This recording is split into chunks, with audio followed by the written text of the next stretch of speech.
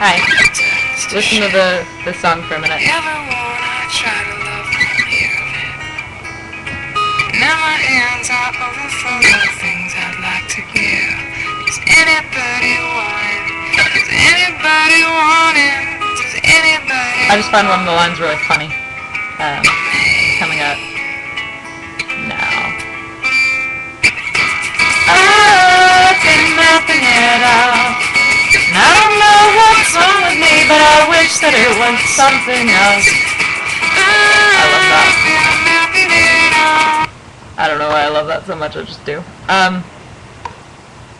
Yeah. I used to listen to that song pretty frequently, actually. Anyway, so what I have done that I want to document, and just kind of, I guess, put out there, I went today and I bought a scale. I didn't have money. I mean, I had it in my account, but I can't afford to keep it. I need that money back. Anyway, so I weighed myself, and for a while I thought the scale was wrong. Then I realized it wasn't the scale that's wrong, it's my freaking head. And I also realized that there's so much about... It was a really interesting revelation for me. There's so much about a number that means nothing. Like, hold on. I'm gonna move you. Alright. Yeah, numbers just don't really apply, especially with people who've had eating disorders, because there are quite a few of us, I'm sure, who have lost a lot of muscle mass. So it just all doesn't really... I mean, there's so much, like, water, there's so many different factors, like edema, muscle wastage, I don't know, I mean, if you really think about it, it was the first time that I understood what people meant by a number really means nothing. It also didn't make me... It was lower than what I was thinking, and it's not like a low number, like I'm in a healthy weight or whatever, but it didn't make me happy either. Like, it didn't make me upset, which is like pretty... Sorry, my hair. Which is a relief, because it was a really stupid thing to go out and do, and had it been something that scared me, I probably would be freaking out and my day would be ruined. Which is, you know, shitty that... Oh my god, my hair is just looking awful right now. I really need to shower. Let's just leave it at that. Oh my god, I might die. I'm so vain. So vain. But this is a freaking internet that I'm posting on. Anyway, so back to the other vain thing. So, yeah, it had the number... It's just not going to make me feel happy about myself, even if it's not scary like I thought. Yeah, it's weird.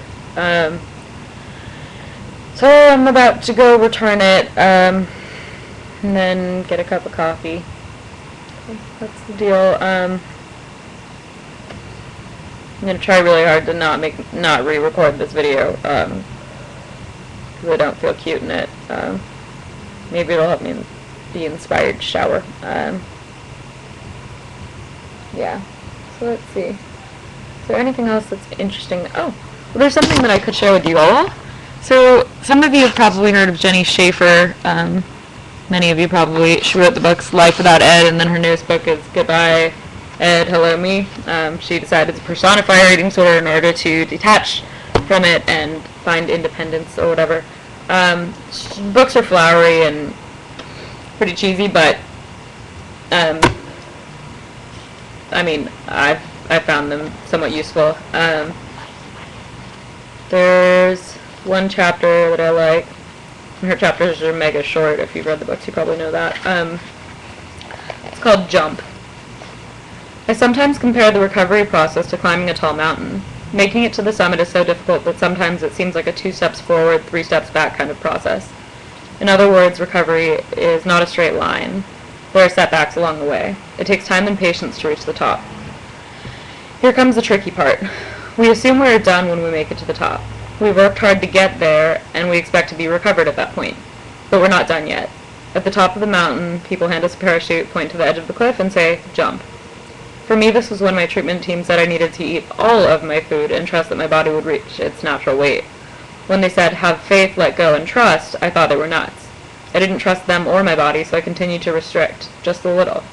I was not binging and purging, so I thought I was doing well. A little restricting won't hurt. This is a common trap. What I discovered is that a little restricting hurts a lot. It sent me right back down to the foot of the mountain every time. It sent me into relapse. Lots of other things threw me down the mountain too. I wouldn't jump, so I kept sliding back down to the bottom. I kept relapsing. I would eventually get sick of the eating disorder and start climbing the recovery mountain all over again. Sometimes it seemed like each climb was getting more and more challenging. I was tired of having to conquer the same barriers over again. I was exhausted and beginning to feel hopeless. Maybe I was the only person who couldn't recover from an eating disorder.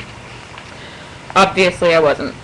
But what I had to do to fully recover is what all the recovered folks before me did. I had to put the parachute on and jump. I finally grabbed the parachute and took that leap of faith into the unknown. You might be wondering exactly how I did it.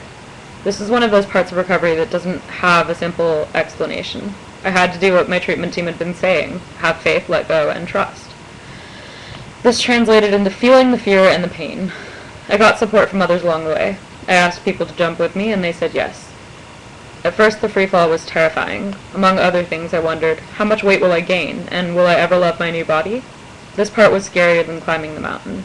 I finally felt the fear, and I gained confidence in the process. I thought, maybe I really can do this, and with time the free fall became exciting. I was free. The struggle with Ed was over. I wouldn't have to climb back up that mountain ever again. What a relief. I can't emphasize how important it is to put on your metaphorical parachute and jump. Maybe you've done a lot of great work in recovery climbing the mountain, but you haven't jumped yet.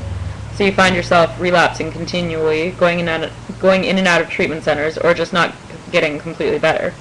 You might be an expert on recovery and knowing what you should be doing, but you're not doing it. Are you stuck in this cycle of trying to avoid the hard part?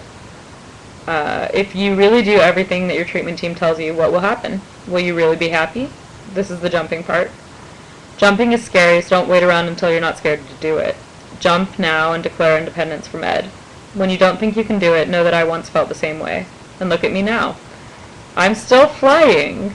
Yay. She's so cheesy. But yeah, no, I found that helpful. I just like her way of being gentle, but also like honest. Like, are you avoiding the hard part? Like, that's kind of frank. I like that a lot. It was helpful. Let's see, anything else? I'm running out of time. Blah, blah, blah, blah, blah, blah. La, la, la, la, la, la.